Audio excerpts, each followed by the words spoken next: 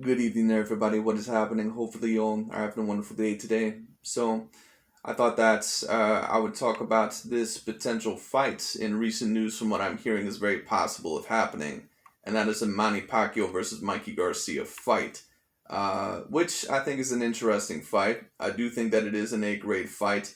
Both Manny Pacquiao and Mikey Garcia, they're probably around natural 140 pounders. Manny Pacquiao, because he is so skilled and because overall he is so great, he can beat a certain amount of natural welterweights. He can beat some of those fighters that are even at his age right now. And Mikey Garcia, because he is a great fighter, he can carry himself pretty decently well at the welterweight division. But he's not really going to beat any of the A-class fighters there, and a certain amount of people may disagree. Maybe he could beat Danny Garcia, but when I take a look at that, I'm not sure if I would favor him over Danny Garcia. I certainly wouldn't favor him over Sean Porter, Earl Spence Jr., Terrence Crawford, or Keith Thurman, or Manny Pacquiao, for that matter. Those are all the A-class welterweights. In my opinion, Danny Garcia also is an A-class welterweight. When it comes down to it, let me just say this, man, because there's going to be a certain amount of people. I saw this one channel. I forgot the name of it, but it says Manny Pacquiao versus Mikey Garcia confirmed. A cherry pick for Manny Pacquiao, Dux Crawford, and Spence. What I'm going to say is this. Do I believe that Manny Pacquiao is avoiding an Errol Spence or a Terrence Crawford? Well, in the past, Manny Pacquiao has shown me, at least, that maybe he's not overly serious about facing Terrence Crawford. But in recent news, it seems that Terrence Crawford actually was the one that did not put his name on the contract. So that's the thing about that. But I don't really blame either Manny Pacquiao or Terrence Crawford for that fight not happening right now, because there didn't seem to be funding for the fight anyways. So I'm not really going to go around with a bunch of criticism for that.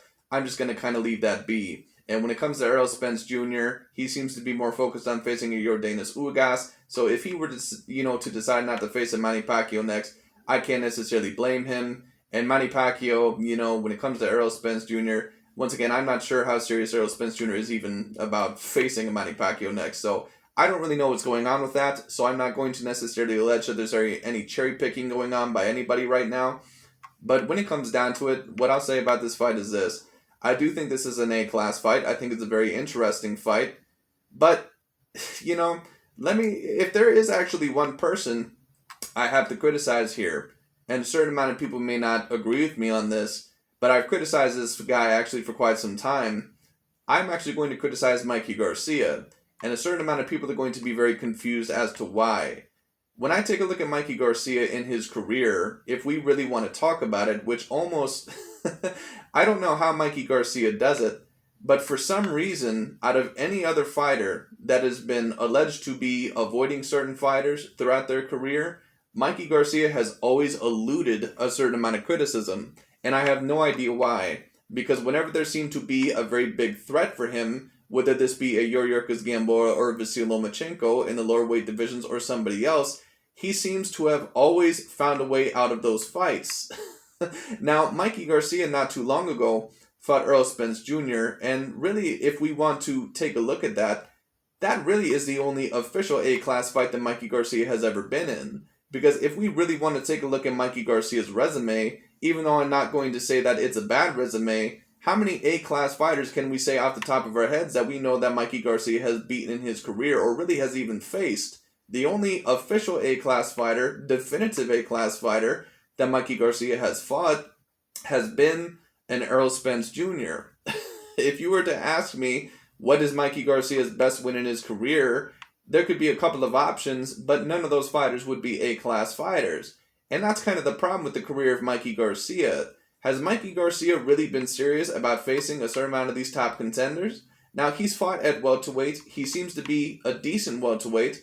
I don't think that he's going to beat any of the elite ones like a Sean Porter, Danny Garcia. Maybe he'd beat Danny, but I don't think he'd beat a Sean Porter. I don't think that he would beat, to be honest with you, I'm not sure if he would even beat Yordenis Ugas.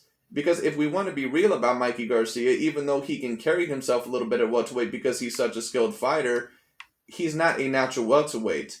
But that begs the question, why is Mikey Garcia at welterweight in the first place? And to me, there's a very specific reason for that, because Mikey Garcia has never really been serious about facing a certain amount of these A-class fighters at his own weight classes. And when I talk about own weight classes, I'm not talking about at the welterweight division. I'm talking about at the weight classes of 135 pounds and 140 pounds. It's the same thing that I seen with Kell Brook when he went up and fought Gennady Golovkin. Personally, when I take a look at this fight, I see Mikey Garcia retiring from boxing very soon. And I've been saying this for a couple of years because Mikey Garcia, when it comes down to it, I think he's looking for that Manny Pacquiao payday.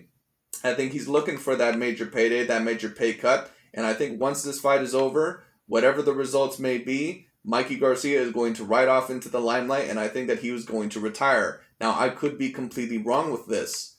But really, if we want to ask this question, why is Mikey Garcia fighting at welterweight in the first place? I know a certain amount of people overall want to say that he's chasing greatness, but why would you not be trying to chase greatness sometimes at 140 pounds and sometimes at 135 pounds? Now, there are certain people overall that would say, okay, well, Canelo Alvarez sometimes has done the same things to where he did not face Jamal Charlo or Demetrius Andrade to certain weight classes, and you don't criticize him for that. Well, fair enough if you want to bring that up. But the thing is about Canelo Alvarez is that he at least fought Gennady Golovkin at 160 pounds. He fought Arasani Lara at 154 pounds and Austin Trout at 154 pounds. And at 168, he fought Callum Smith. He will be fighting Billy Joe Saunders. And it's more likely that he's going to be facing Caleb Plant. Here's the question that I have. Why has Mikey Garcia not fought any definitive A-class fighters at 135 pounds and 140 pounds? Because to be honest with you, I don't think Mikey Garcia has ever been serious about facing those guys. I think he's okay with facing Manny Pacquiao because Manny Pacquiao is going to be looked at as a naturally bigger fighter than Mikey Garcia. And if he loses, a certain amount of people are going to say, okay, well, it's Manny Pacquiao. And on top of that, Manny Pacquiao is naturally bigger than a Mikey Garcia. So Mikey Garcia is going to have that excuse. But if Mikey Garcia were to go down to 135 and go down to 140 and lose to a Teofimo Lopez or lose to a Josh Taylor or lose to a Jose Ramirez, he would not have any excuses for those losses. And that is why, in my opinion, Mikey Garcia would be taking that fight like a Manny Pacquiao fight. Because if we really want to take a look at Mikey Garcia, there's really no reason for him to be at welterweight in the first place unless he's looking for a payday and then looking to get the hell out of the sport. That's just the way that I personally look at it. And a certain amount of people may disagree. Once again, certain people will bring up the fact that Canelo Alvarez has, say that he has not fought Jamal Charlo or Demetrius Andrade or, that he vacated certain belts. All that is understandable. But Canelo Alvarez has fought repeated A-class fighters in his career. Here's my question about Mikey Garcia. When we take a look at Mikey Garcia's resume, how many A-class fighters can we really say that he has fought in his career within his own weight classes? And the answer really is none. Mikey Garcia really has fought no definitive A-class fighters throughout his career. All the 100% big threats that Mikey Garcia could have possibly had during his weight divisions, it seems that he has avoided. That includes a prime Yuriorkis Gamboa and a Vasyl Lomachenko, two fighters that he did not seem serious about at all about facing. So my question now about Mikey Garcia is this. Why is he not possibly calling out a Josh Taylor? Why is he not calling out a Jose Ramirez, or a Tank Davis, or a Vasyl Lomachenko, or a Teofimo Lopez? Now, apparently he said sometimes that he has interest in facing those fighters, but does he really? Mikey Garcia really has not shown any interest in facing those guys. And I would rather him face some of those guys instead of facing some of the welterweights where it's a division where he clearly probably does not belong in the first place. But I think there's a very specific reason why he's there. So it is what it is. Anyways, that's pretty much my opinions on this situation. Let me know what you guys think. This is just personally what I see. And a certain amount of people may disagree. But that's my opinion on the situation.